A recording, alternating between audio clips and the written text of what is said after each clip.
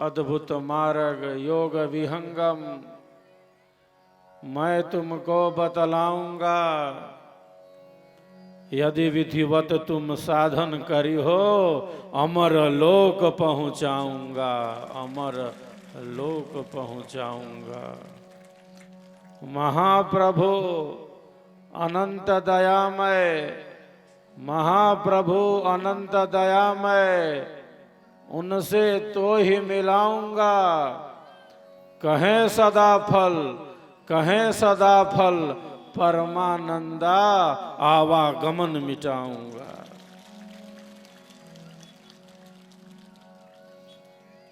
ऐसी उद्घोषणा करने वाले हमारे परम आराध्य सद्गुरुदेव की जो मूर्ति है वह अध्यात्म की ही मूर्ति है, अध्यात्म की ही परिपूर्ण मूर्ति है।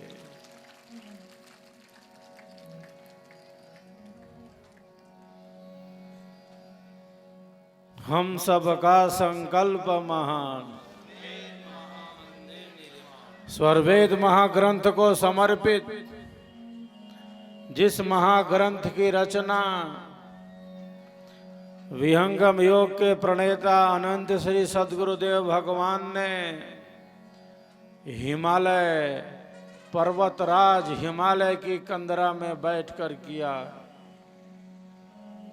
अपने अनुभवों को अभिव्यक्ति प्रदान कर दी। उसी महाग्रंथ को समर्पित हम सबों का प्यारा स्वरवेद महामंदिर आप सबों के सहयोग से, संपूर्ण संत समाज के सहयोग से, सेवा भावना से सजता जा रहा है, संवरता जा रहा है।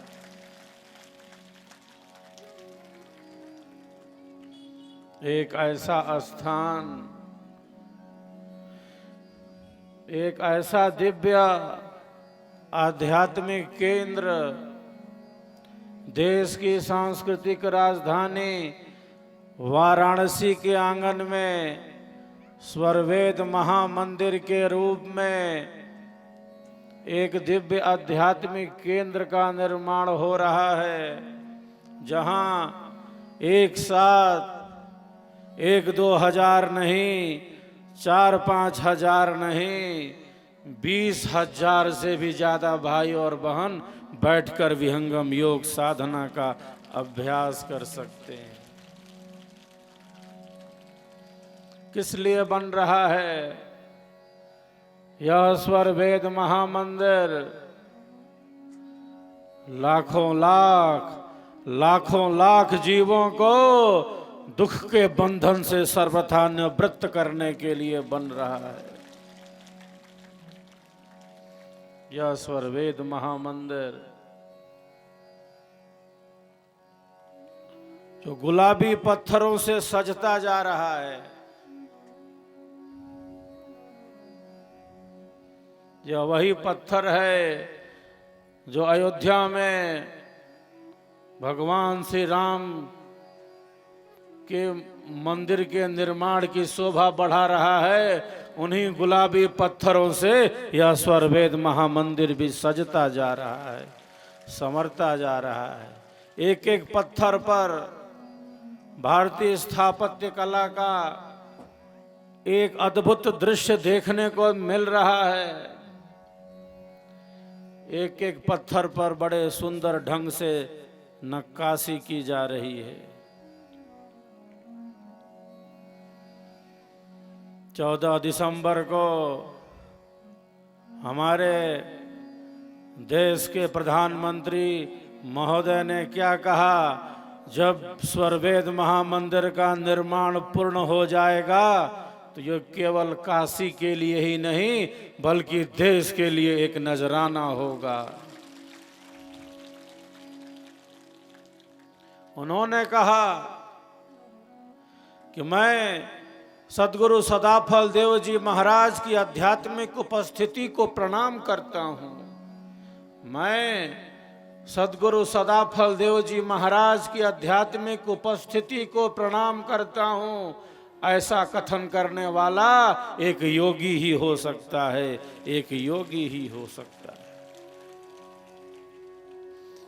स्वरवेद महामंदिर पूरी भारतीयता को समेटे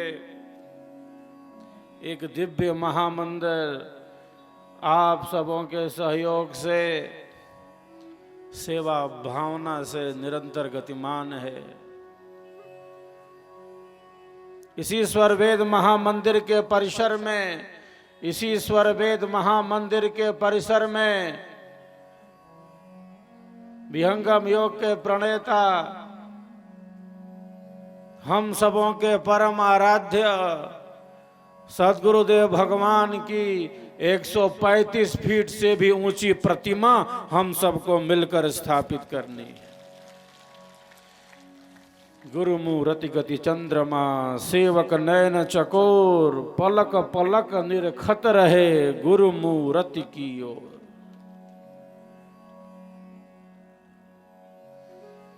तो जो गुरु की प्रतिमा है, जो सद्गुरु की प्रतिमा है, वह प्रतिमा है अध्यात्म की। एक साधक इसका अनुभव करते हैं। स्वरवेद क्या है, विहंगम योग का सिद्धांत क्या है, एक साधक इसका अनुभव करते हैं। हरा पेड़ जानता है, हरा पेड़ जानता है कि सावन की रिमझिम फुहारें क्या होती हैं। सूखा पेड़ नहीं, ठूंठ नहीं, हरा पेड़ जानता है सावन की रिमझिम फुहारें क्या होती हैं। विहंगम योगी जानता है सद्गुरुदेव का स्वरवेद क्या होता है, स्वरवेद महामंदिर क्या है, सद्गुरु की प्रतिमा क्या है। वो भीतर से जुड़ा है। स्वरवेद हमारी सुप्त शक्तियों को जागृत करता है। अनेक साधक और साधिकाएं समक्ष में आते हैं, स्वरवेद की वाणी बोलने लगते हैं समीप में आकर। कई दोहा अनेक साधक साधिकाओं को बहुत प्रिय है, वे डूबे हुए हैं। सबके अंतःकरण के अनुसार दोहों के प्रति, सद्गुरु की वाणियों के प्रति उनका प्रेम है, समर्पण है।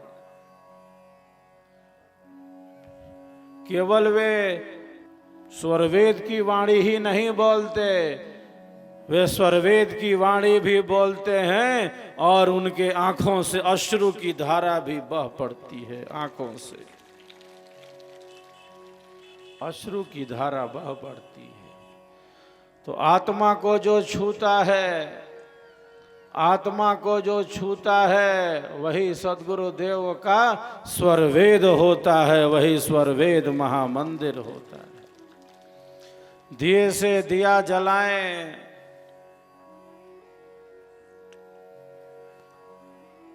दिए से दिया जलाएं, चलो दीप वहां जलाएं, चलो दीप वहां जलाएं जहां अभी अंधेरा है। जन जन तक, मन मन तक स्वरवेद महामंदिर का संदेश पहुंचाएं, स्वरवेद महाग्रंथ पहुंचाएं, यज्ञ की अग्नि जलाएं, चलो दीप वहां जलाएं, चलो चलो दीप वहां जलाएं जहां अभी अंधेरा है। तो हमें स्वरवेद महामंदिर के संदेश को लेकर जाना है और प्रचारित क्षेत्रों में प्रचार की जड़ों को मजबूत बनाना है। स्वरवेद महाग्रंथ ले जाना है, स्वरवेद महामंदिर का संदेश सुनाना है, सद्गुरुदेव का संदेश सुनाना है। सेवा, सत्संग और साधना ही हम सबका आधार है। सेवा, सद्गुरु हरि भजन और सत्संग विचार, यह संयम नित कीजिए, तीन सार संसार। हमारे भीतर अनंत शांति का समुद्र है। प्रत्येक आत्मा के अंदर अंतरात्मा रूप से परमात्मा स्थित है। दूध के कण-कण में मक्खन ही मक्खन है, दिख नहीं रहा तो है नहीं, बाहर से जो दिखता है बस वही दिखता है, उसके भीतर क्या है। मेहंदी के हरे पत्ते में लाली ही लाली है, तिल में तेल है। युक्ति से प्रकट होता है। हमारे भीतर अनंत शांति है, हमारे भीतर अनंत प्रकाश है, हमारे भीतर अनंत ज्ञान है। नहीं है ऐसा नहीं कह सकते, है।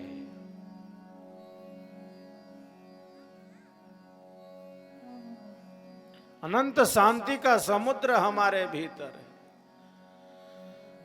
समुद्र के बाह्य धरातल पर, समुद्र के ऊपरी तट पर तरंगे लड़ रही हैं। तरंगों के लड़ने से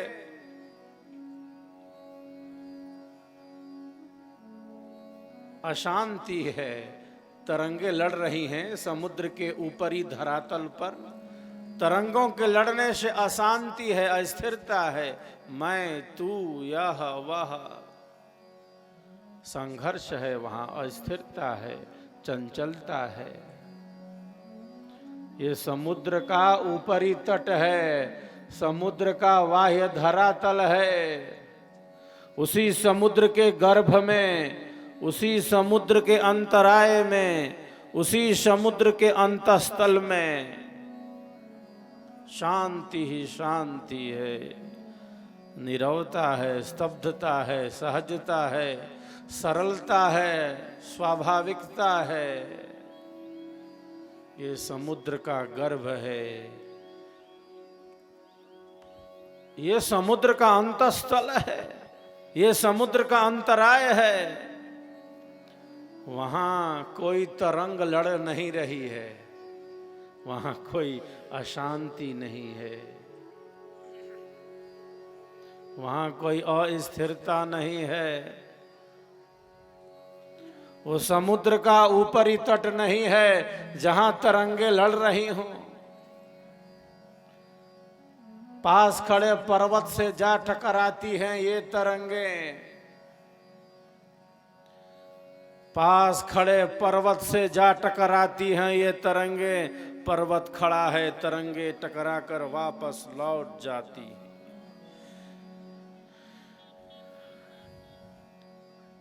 जैसे समुद्र के ऊपरी तट पर तरंगे हैं,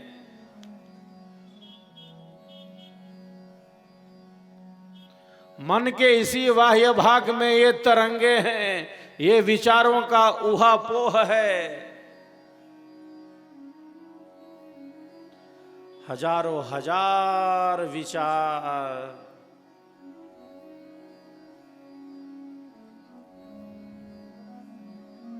विचारों की यह श्रृंखला है। वैज्ञानिक बतलाते हैं प्रतिदिन एक मनुष्य 60,000 विचार करता है।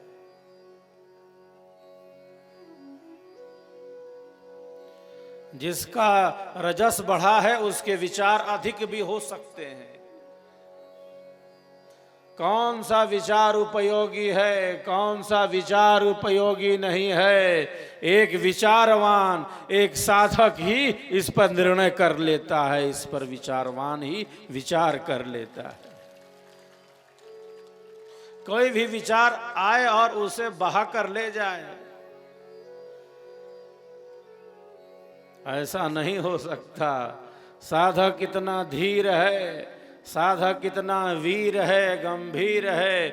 विचारों के उतार चढ़ाव पर वह नियंत्रण प्राप्त करने लगता है, प्राप्त कर लेता है। जो उपयोगी विचार हैं उन्हीं के साथ अपने जीवन का विकास करता है, अपने जीवन का विकास करता है। तो मन के नियंत्रण की क्या विधि है? प्रारंभ में शुभ विचारों से, पवित्र विचारों से, कल्याणकारी विचारों से, उपयोगी विचारों से मन को परिपूर्ण बनाया जाता है। अंधेरा कहाँ है? अंधेरा बस वही है जहां प्रकाश नहीं है। अंधेरे का स्वयं में कोई अस्तित्व नहीं, प्रकाश का अभाव ही अंधेरा है। प्रकाश का अभाव ही अंधेरा है। अंधेरी रात में, अमावस की रात में, बादलों से भरी घोर अंधेरी रात में अकेले चलता हुआ व्यक्ति सामने ठूंठ को, सूखे पेड़ को भूत समझ लेता है कि भूत खड़ा है। जहां अंधेरा है वहां केवल अंधेरा नहीं है, वहां भय है, वहां भ्रांतियां हैं, वहां संशय है, वहां मिथ्या ज्ञान है, वहां झूठ है। केवल अंधेरा नहीं है, केवल अंधेरा नहीं। तो जीवन में आध्यात्मिक ज्ञान के प्रकाश की आवश्यकता है। आवश्यकता क्या कहें, अनिवार्यता है। जीवन में आध्यात्मिक ज्ञान के प्रकाश की आवश्यकता, अनिवार्यता है, जिसके आलोक में एक साधक का जीवन निरंतर गतिमान रहता है। प्रकाश के साथ रहना हमें अच्छा लगता है, अच्छा लगना चाहिए। ऋषियों ने कहा, तमसो मां ज्योतिर्गमया, अंधेरे से प्रकाश की तरफ बढ़ो। अनादिकाल से आत्मा शुभाशुभ कर्मों को करता हुआ इस संसार सागर में है। नाना प्रकार के सुखों को, नाना प्रकार के दुखों को, भोगों को, पदार्थों को, संबंधों को भोगते इस चक्र में अनंत अनंत जन्म और जीवनों से आत्मा इस संसार सागर में पड़ा है। नाना प्रकार के सुखों को भोगा, नाना प्रकार के दुखों को, पदार्थों को, संबंधों को, मैं, तू, यह, वह, अनंत अनंत जन्म और जीवनों से नाना प्रकार के सुखों को, दुखों को, भोगों को, पदार्थों को, संबंधों को भोगते चले आ रहे हैं। जैसे नदी में लकड़ी का टुकड़ा बहा जा रहा हो। नदी में लकड़ी का टुकड़ा बहा जा रहा हो, कहाँ जाएगा ये टुकड़ा? जिंदगी जीने में ही जिंदगी बीत न जाए, जीवन जीने में ही जीवन चला न जाए।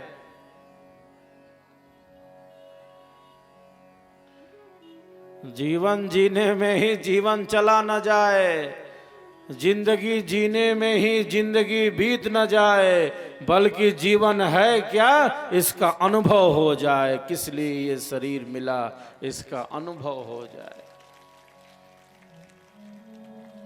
जीवन और सत्य दो नहीं है। हम जीवन कहें या सत्य कहें, जो जीवन को ठीक ठीक समझना चाहते हैं, ये जीवन है क्या इसका अनुभव करना चाहते हैं, इसका तात्पर्य है वो परम सत्य का अन्वेषण करना चाहते हैं, परम सत्य का अन्वेषण करना चाहते हैं।